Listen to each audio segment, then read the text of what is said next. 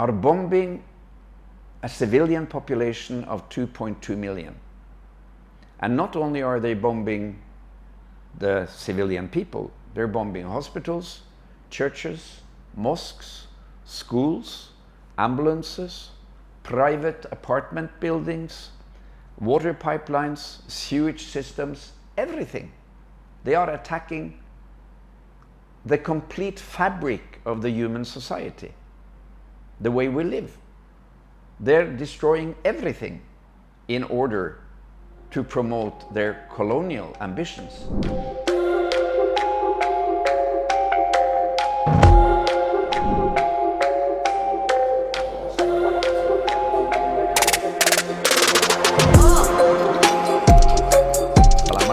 I am Dr. Mads Gilbert. I'm from Norway, a very small country far up north. I live in a city called Tromsø, which happens to be the northernmost university city in the world, 2 days north of the Arctic Circle. I'm a medical doctor. I'm a specialist in anesthesiology and emergency medicine, and I'm also a professor at the university in Tromsø, which is called the Arctic University of Norway. I've been working for 50 years as a doctor, and all the time in North Norway. And I've been a clinician, I've been a teacher, I've been a researcher, and I've been working with international solidarity medicine for many years. And I've also been working on the concept called evidence-based solidarity, meaning doing research and try to describe the world so that we can understand the world seen from the oppressed, seen from those who are less fortunate, seen from the side of those who are occupied, and seen from the side of those who are still suffering under colonialism and apartheid, wherever that occurs in the world.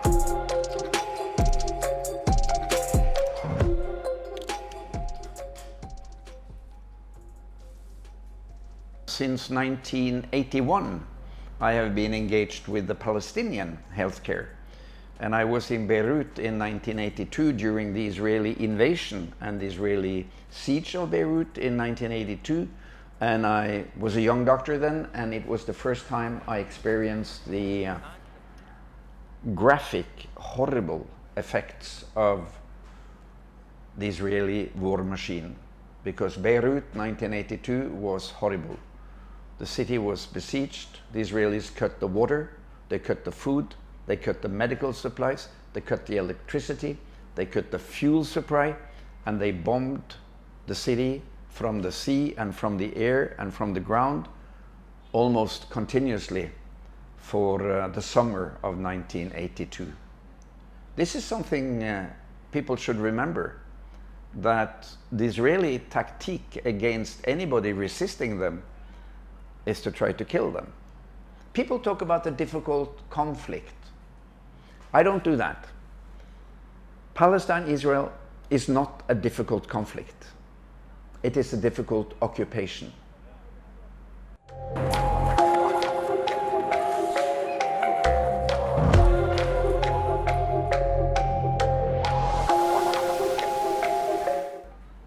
So, in these dark days, I think it's very important for every one of us to take a stand. Which side are you on? You know, you can't be neutral. Bishop Desmond Tutu of South Africa, he said this very clearly. He said, if you remain neutral in a situation of injustice and abuse of power, you are on the side of the abusers of power. I'm a medical doctor. If I have a patient, I am completely neutral. If I was in Shifa and there was an Israeli wounded soldier coming to me, he would get perfect treatment, the best I could offer. Just like I would give the perfect treatment, the best I could offer, to the thousands of Palestinian children coming to the hospitals. On that level, I am neutral. But when I travel to occupied Palestine, I do not travel to Israel, the occupier. I travel to Gaza, to the occupied. That's a very deliberate, conscientious decision on my side. I choose side for the oppressed. as I do in every patient relation I have, I choose side with the patient, of course.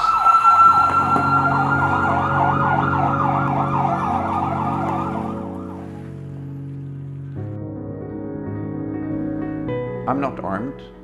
My arm is my stethoscope, my camera, my tongue, my pen.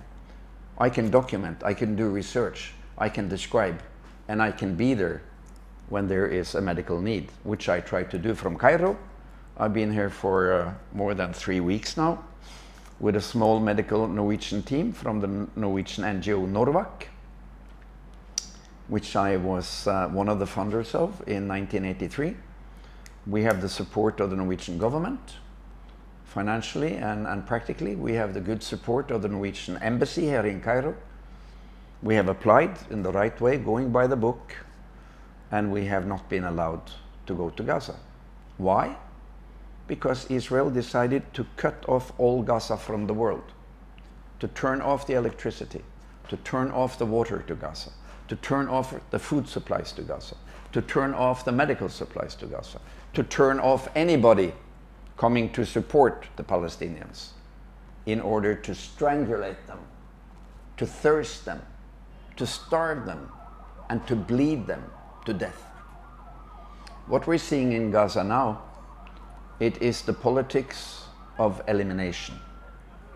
And the politics of elimination has always been important for the colonizers, to get rid of the local people. And everyone from Africa, where we are now, from the Middle East, from South America, they know that the colonizers, they did that. They tried to eliminate the locals. And this is the 2023rd version of that politics of elimination. It's extremely brutal.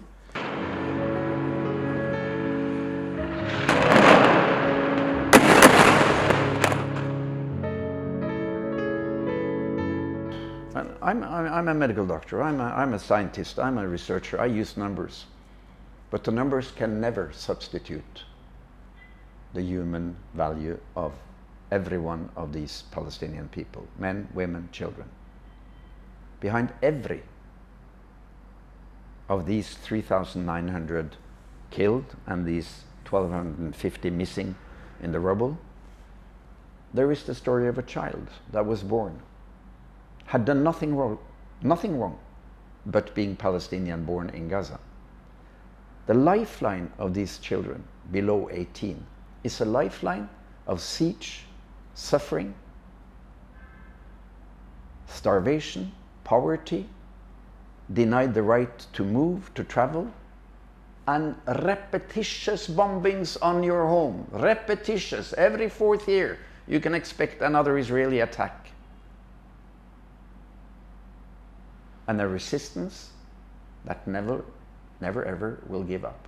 But the lifeline of every one of these Palestinian children, each one of them, is enough and should be enough to inflict on all of us watching this happening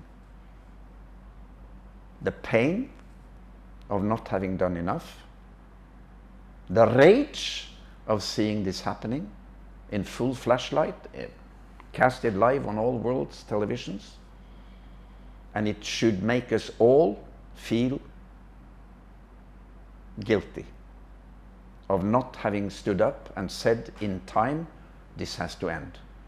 The oppression of the Palestinian people, the systematic oppression of them in the West Bank, in Gaza, in the diaspora, in the Rashidiyya, in the camps in Jordan, in the camps all over, denied the right to return, should have made us much more active on the side of humanity.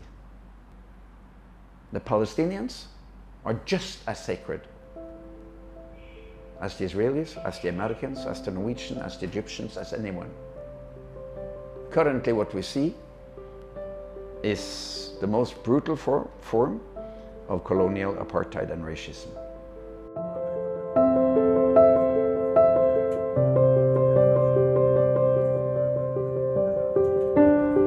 And my respect goes to my colleagues the doctors, the nurses, the medics, the paramedics, the volunteer medical students, the ambulance people in Gaza who risk their life every minute as we are speaking to take care of the wounded and their people.